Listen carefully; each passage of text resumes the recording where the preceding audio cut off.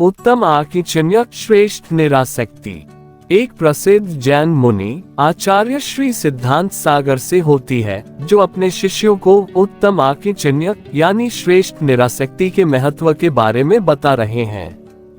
आचार्य श्री कहते हैं, आकिंचन्य का अर्थ है संसार की माया ममता से मुक्त होना। जब कोई व्यक्ति अपने मन, वचन और काया से संपूर्ण रूप से निरासक्त हो जाता है, तभी वह सच्चे सुख को प्राप्त करता है। इस समय एक युवा मुनि विद्यानंद इन बातों को ध्यान से सुन रहे होते हैं। उनके मन में आकिंचन्य की महिमा को समझने की जिज्ञासा बढ़ती जाती है।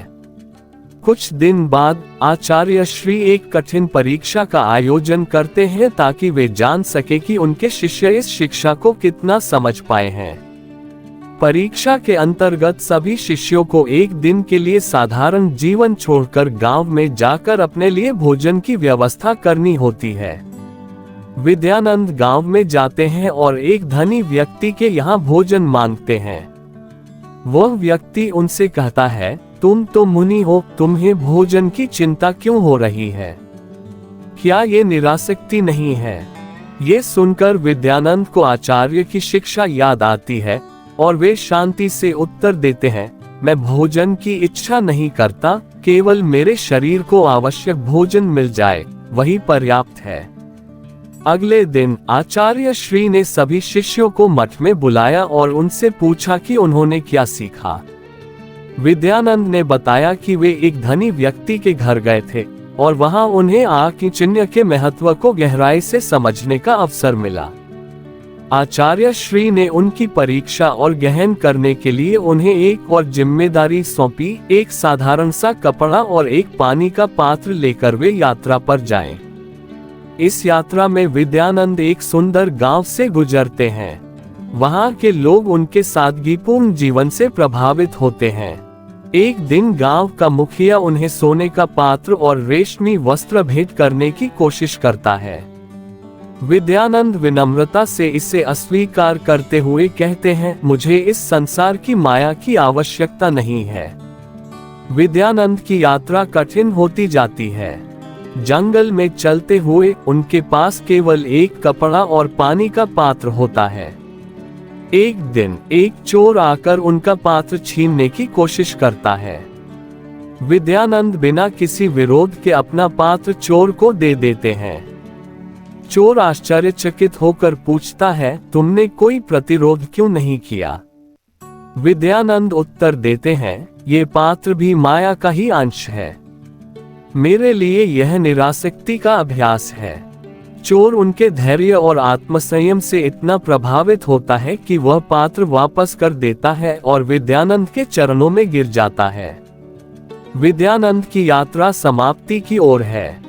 वे एक पहाड़ी के पास पहुंचते हैं, जहां एक मुनि समाधि में बैठे होते हैं। विद्यानंद उनसे मिलते हैं और अपने अनुभव बताते हैं। वह मुनि मुस्कुराते हुए कहते हैं, अब तुमने सच्ची आकिंचन्य की प्राप्ति कर ली है। ये केवल बाहरी माया से मुक्त होने का नहीं, बल्कि आंतरिक रूप से भी निरासक्ति का अनुभव करने का मार्ग है। आखिरी दृश्य में विद्यानंद पूर्ण संतोष और शांति का अनुभव करते हैं। वे आचार्य श्री के पास वापस लौटते हैं और आचार्य उन्हें गले लगाकर कहते हैं, तुमने सच्ची निरासक्ति को समझ लिया है। अब तुम संसार के बंधनों से मुक्त हो।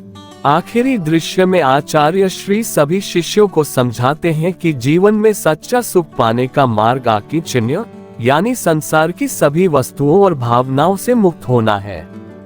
विद्यानंद अब एक प्रतिष्ठित मुनि बन गए हैं, जो आकिंचन्य के मार्ग पर चलकर जीवन में सच्ची शांति प्राप्त करते हैं। उत्तम आकिंचन्य ये कहानी जैन धर्म के सिद्धांत उत्तम आकिंचन्य या श्रेष्ठ निरासक्ति पर आधारित है। जैन धर्म में आकिंचन्य का अर्थ है वस्तुओं या सांसारिक पदार्थों के प्रति आसक्ति का त्याग करना। ये त्याग हमें आध्यात्मिक शांति और मोक्ष के मार्ग पर अग्रसर करता है। ये कहानी हमें ये सिखाती है कि जब व्यक्ति संपूर्ण रूप से निरासक्ति का पालन करता है, तो वह संसार के मोह माया से मुक्त होकर सच्चे आनंद और शांति को प्राप्त करता है। एक समय की बात है, एक प्रसिद्ध जैन मुनि थे जिनका नाम आचार्य ऋषभदेव था।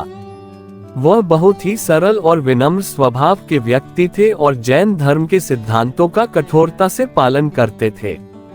उन्होंने अपनी संपूर्ण जीवन यात्रा में कभी किसी वस्तु या व्यक्ति के प्रति आसक्ति नहीं रखी। उनकी यह निरासक्ति की भावना उनके अनुयायियों के लिए प्रेरणा स्रोत बनी हुई थी। आचार्य ऋषभदेव एक गांव में पहुंचे जहां उन्हें आमंत्रित किया गया था। वहां के लोग बड़े उत्सुक थे कि उन्हें आचार्य जी के उपदेश सुनने का अवसर मिलेगा। गांव के मुखिया ने आचार्य ऋषभदेव को अपने निवास स्थान पर रुकने का अनुरोध किया, जिसे आचार्य ने विनम्रता से स्वीकार कर लिया। गांव के मुखिया ने आचार्य ऋषभदेव का बड़े आदर के साथ स्वागत किया। उसने अपने घर के सर्वश्रेष्ठ कक्ष को आचार्य के लिए तैयार किया और उनके भोजन के लिए विशेष व्यवस्था की। मुखिया का यह मानना था कि यदि वह आचार्य जी को प्रसन्न करेगा तो उसके घर पर धन धान्य की बरकत होगी और परिवार सुखी रहेगा।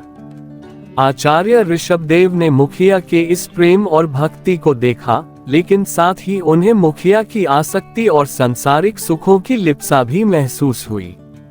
उन्होंने सोचा कि मुखिया को निरासक्ति का महत्व समझाने का समय आ गया है।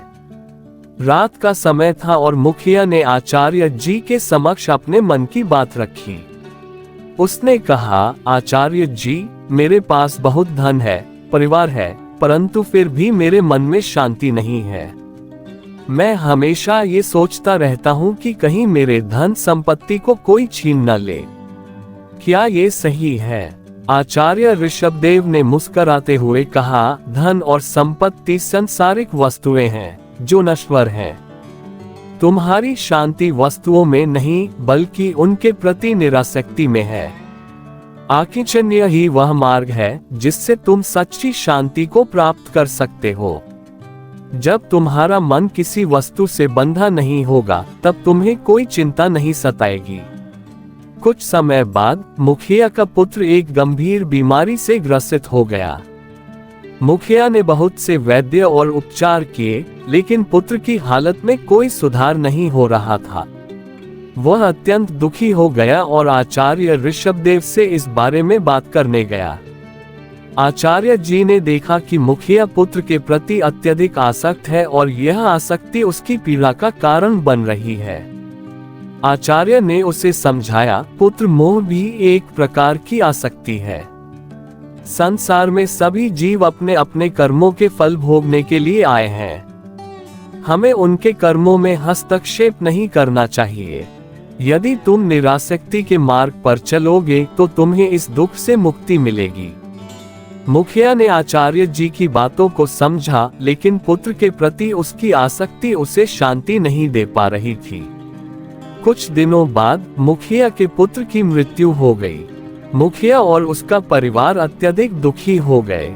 मुखिया ने अपने सभी सांसारिक कार्यों से दूरी बना ली और वह आचार्य ऋषभदेव के पास गया। आचार्य ऋषभदेव ने उसे कहा, ये संसार नश्वर है, सभी को एक दिन जाना है। हमें इस सत्य को समझना चाहिए और सांसारिक वस्तुओं से निरासक्त रहना चाहिए।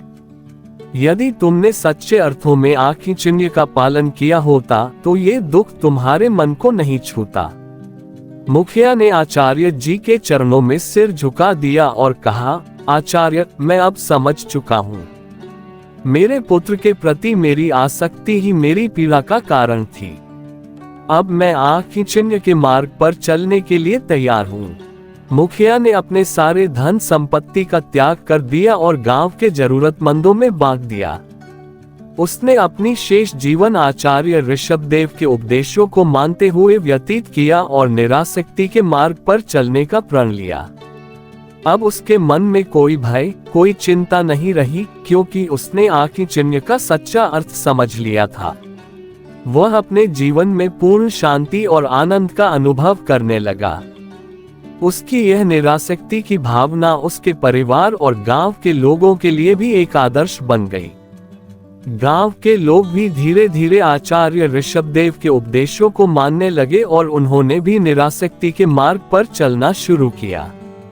आचार्य ऋषभदेव ने अपनी अंतिम शिक्षा में कहा, आकिंचन्य का अर्थ केवल वस्तुओं का त्याग करना नहीं है, बल्कि वस्तुओं के प्रति मन की आसक्ति का त्याग करना है।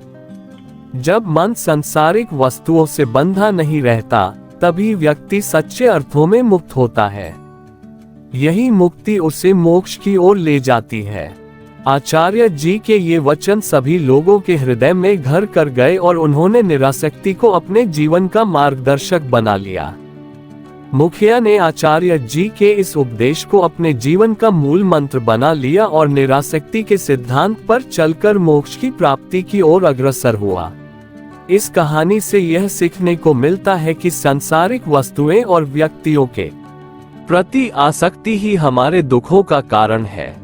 जब हम आकिंचन्य या निरासक्ति का पालन करते हैं, तब ही हम सच्ची शांति और मोक्ष की ओर अग्रसर हो सकते हैं। जैन मुनि आचार्य ऋषभदेव ने इस सिद्धांत को सरल शब्दों में समझाया और अपने जीवन द्वारा इसका आदर्श उदाहरण प्रस्तुत किया।